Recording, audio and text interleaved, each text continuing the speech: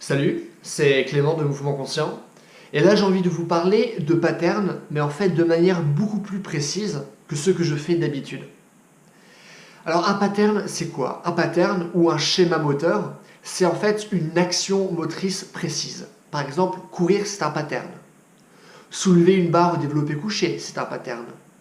Etc. etc. Donc c'est que des actions motrices. Et moi, ce que je vous dis tout le temps dans mes vidéos, c'est qu'on répète toujours les mêmes patterns. C'est-à-dire qu'on marche de la même façon, on soulève les choses de la même façon, on fait toujours le même genre de séance de sport, où on fait les mêmes mouvements. Et donc, on reste toujours enfermé dans notre corps. C'est pour ça que vous voyez par exemple des vieilles personnes, imaginons de 75 ans, qui ont beau faire du sport 5 fois par semaine, marchent quand même comme des vieux, parce que certes, elles savent par exemple soulever une barre ou développer couché, c'est-à-dire elles savent maîtriser un pattern, mais elles ne savent pas, par exemple, bouger leurs épaules, être bien relâchées, souples, être dynamiques, etc. Parce qu'elles maîtrisent finalement peu de patterns. Sauf que plus on vieillit, plus c'est dur de garder finalement une bonne liberté de mouvement, une bonne mobilité. Donc là, dans vos pratiques, ce que vous devez faire, c'est de travailler votre mobilité, d'être fonctionnel avec votre corps, parce que ce que vous travaillez là maintenant, ça va vous servir aujourd'hui, parce que certes, vous êtes plus mobile, vous allez vous sentir mieux dans votre corps, vous allez éviter énormément de blessures, mais surtout, les bases que vous posez là maintenant vont vous servir à long terme. Parce que comme ça, vous n'allez pas devenir cette vieille personne, ou lorsque vous marchez dans la rue, cette personne qui est devant vous et qui marche hyper lentement, et ça vous met en colère parce que vous n'arrivez pas à la dépasser, et machin truc, et maintenant vous perdez du temps, etc. Moi, ça m'arrive souvent, et dans le passé, ça avait tendance à beaucoup m'énerver. Mais donc voilà, on va essayer d'éviter ça, de pouvoir vous permettre finalement, à un grand âge aussi, de pouvoir jouer avec vos enfants. Et aujourd'hui, là, maintenant, aussi, de pouvoir jouer, de pouvoir pratiquer plein de sports sans risque de blessure, pouvoir vraiment pratiquer à son plus grand potentiel, faire des choses avec notre corps qu'on n'a jamais pu faire auparavant. Évitez aussi des douleurs chroniques si vous avez souvent mal au dos, etc. C'est justement parce que vous répétez toujours les mêmes patterns. Vous avez répété quelque chose tellement de fois d'affilée que votre corps, il a commencé à se dérailler. Et c'est pour ça que vous avez mal au dos, parce que vous avez répété des mauvaises choses jour après jour après jour. Ok? Donc ça, c'est un peu la notion de base concernant les patterns dont je vous ai parlé dans plein de mes vidéos. Sauf que là, j'ai envie d'aller plus loin. Parce que je vous parle de patterns qui sont physiques, parce qu'on répète toujours les mêmes actions motrices, mais il se trouve que votre mindset, faites attention, donc votre mindset, votre manière de pratiquer est aussi un pattern. Parce que votre manière de pratiquer, de voir les choses, vos croyances, influent sur votre manière de faire du sport. Comme dans la vraie vie. Il n'y a rien qui est vraiment réel. On voit les choses comme nous on est. La carte n'est pas le territoire. Okay, on voit les choses comme on est. Et en fonction du fait de si on a des croyances vraiment développées ou peu développées, on a tendance à voir le monde de différentes façons. Comme quelqu'un par exemple qui est raciste, qui a tendance à voir certaines choses, et une personne qui n'est pas raciste, qui voit d'autres choses. Donc nos croyances influent la manière dont on voit le monde, et vu qu'on voit le monde de façon différente, on va agir aussi de façon différente. Comme quelqu'un qui est raciste ne va pas agir de la même façon qu'une personne qui n'est pas raciste. Mais dans le mouvement, ça veut dire quoi? Imaginons si votre mindset, c'est-à-dire votre état d'esprit, votre approche par rapport à votre pratique physique, est maintenant un mindset de santé. C'est-à-dire que vous faites ce que vous faites pour une démarche de santé, ce qui est bien. Mais est-ce que vous allez faire maintenant les mêmes mouvements que quelqu'un qui a un mindset de sport extrême, de faire des choses extrêmes avec son corps? Est-ce que vous allez faire la même chose? Non. Mais qu'est-ce que ça veut dire?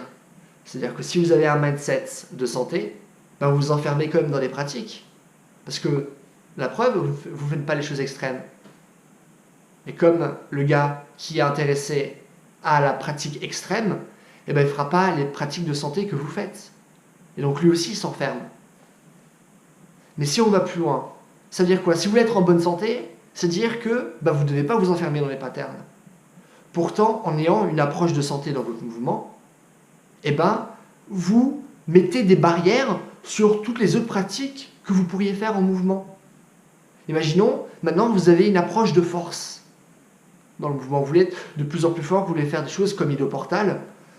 Vous voulez par exemple savoir faire des sauts périlleux, vous voulez peut-être savoir faire un poirier sur une main, etc., etc.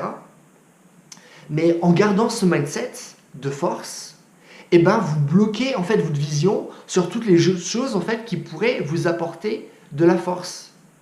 Par exemple, le travail d'équilibre peut vous apporter beaucoup de force. La force est aussi liée à votre degré de tension, c'est-à-dire une bonne liaison entre la contraction d'un muscle, mais aussi son relâchement. Donc par exemple, travailler votre souplesse est un moyen aussi de gagner en force. Et donc finalement, en restant focalisé sur la force, oui, je vais soulever mon corps, je vais faire le poirier, etc., une main, je vais faire des sauts périlleux, vous avez tendance à oublier finalement d'autres choses qui pourraient vous aider à votre pratique. Et ce qui est bien fait, c'est que dans le sport, il y a tout, vraiment tout, qui s'influence. Il y a tout qui est intrinsèquement lié. Travailler votre force augmente votre vitesse. Travailler votre vitesse peut augmenter votre endurance. Travailler votre endurance peut augmenter votre vitesse. Si vous ne faites pas de travail de vitesse à côté, à force de courir, vous allez aussi apprendre à courir un peu plus vite. Rien que de par exemple, les adaptations techniques, du fait de faire attention à la manière dont on court, etc., etc. Et donc, ce que je suis en train de vous dire là maintenant, c'est que rien que dans votre manière de penser, vous vous limitez dans ce que vous pouvez faire avec votre corps. Donc l'approche qu'il faut avoir, en fait, lorsqu'on fait du mouvement, c'est de ne pas avoir d'approche du tout. Et ce que dit Ido-Portal, et il y avait un film qui a été fait sur Ido-Portal, il n'y a pas longtemps, et le gars qui s'appelle Brian de London Real, qui a fait ce film sur Ido-Portal, il lui a dit « Mais Ido, plus je travaille avec toi, plus j'ai l'impression que en fait, je connais rien du tout à ce que tu fais, que je comprends pas. » Et oui, parce que Ido-Portal, lui, il se dit pas « le mouvement, c'est la santé. Le mouvement, c'est que la mobilité. » Non, c'est la santé, c'est la mobilité, c'est travailler dur, c'est travailler son endurance. C'est certes une démarche de santé, c'est aussi une démarche de sport extrême. Certes, on veut faire du bien avec son corps, mais de temps en temps, on va aussi le détruire. C'est de mêler toutes ces choses, de ne pas rester coincé, de par nos pensées, sur des patterns, parce que donc vous vous coincez dans des patterns rien que de la manière dont vous pensez. Donc vous ne pouvez pas avoir de démarche complète, vous ne pouvez pas avoir de démarche de mouvement, si vous vous dites « Ah mon approche du mouvement, c'est une approche de santé. » Non, parce que si vous avez une approche de santé, en fait, vous n'avez pas d'approche de mouvement. Tout simplement. Parce que comme je vous l'ai dit, le mouvement, il n'y a pas de code. Si vous imposez un code, vous ne faites plus du mouvement. Vous faites une pratique spécialisée. Et qu'est-ce que c'est être quelqu'un qui fait du mouvement? C'est pas être un spécialiste, justement. Si vous êtes un spécialiste de la santé, si vous êtes un spécialiste de la force, si vous êtes un spécialiste de l'endurance, il y a des chances que vous ne faites pas du mouvement. Voilà pour cette vidéo, j'espère que ça vous a plu. Je pense que c'est quand même vachement intéressant de savoir que rien que dans notre manière de penser, dans nos croyances, à quel point finalement ça influe notre manière de pratiquer avec notre corps.